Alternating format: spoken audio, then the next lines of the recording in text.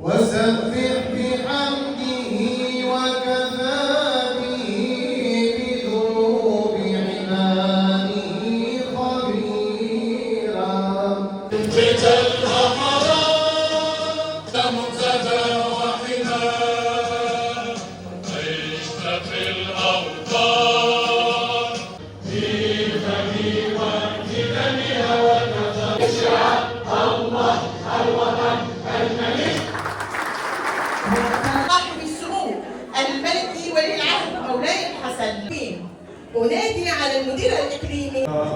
جيت سعيد بتواجدي معكم في هذا الحفل البهيج التعاون الوطني بتطوان تميز والدعم الوطني بطبيعة الحال خلال هذا ناصر الغنائي.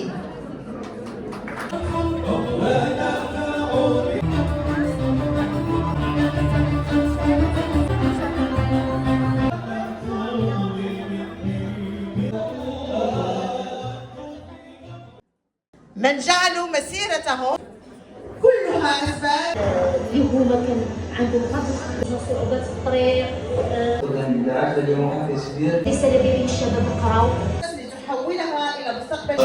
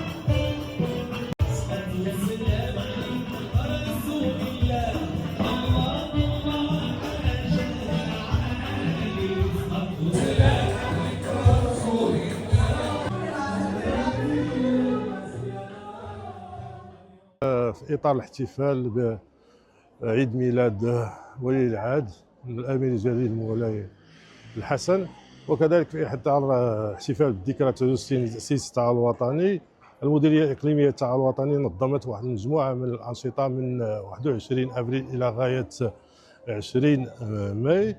وبطبيعة الحال هذه الأنشطة كاملة اللي فاقت أكثر من 27 نشاط، ومن ضمنها معارض، مسابقات، دوري في كرة القدم إلى غير ذلك من الأنشطة. واليوم كنختموا هذه الأنشطة بحفل فني اللي غادي يتم من خلاله تكريم واحد المجموعة من الفاعلين الاجتماعيين وكذلك جمعيات الشركة اللي بطبيعة الحال كتدعم الأنشطة ديال مؤسسة التعاون الوطني بإقليم تطوان. بهذه المناسبة هذه كنشكر بزاف المديرية الإقليمية للتعاون الوطني على التكريم. أنا ممتنة جدا على التكريم اللي قدمته، وطبعا بفضل المديرية الإقليمية للتعاون الوطني بشراكة مع جمعيات كان لهم فضل كبير بأنني نكون نجلاء دابا والمسار اللي وصلت له دابا.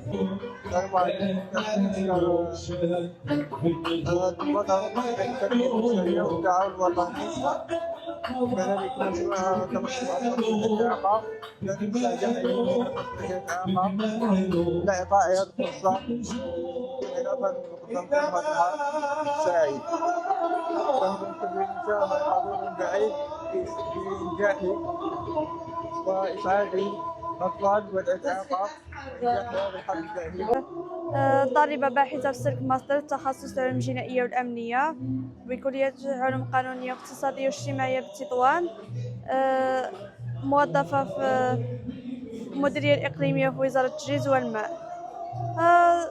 أنا فرحانة بزاف حيت هاد حضرة معكم بهذا الحفل وكرموني بالتميز وشكرا.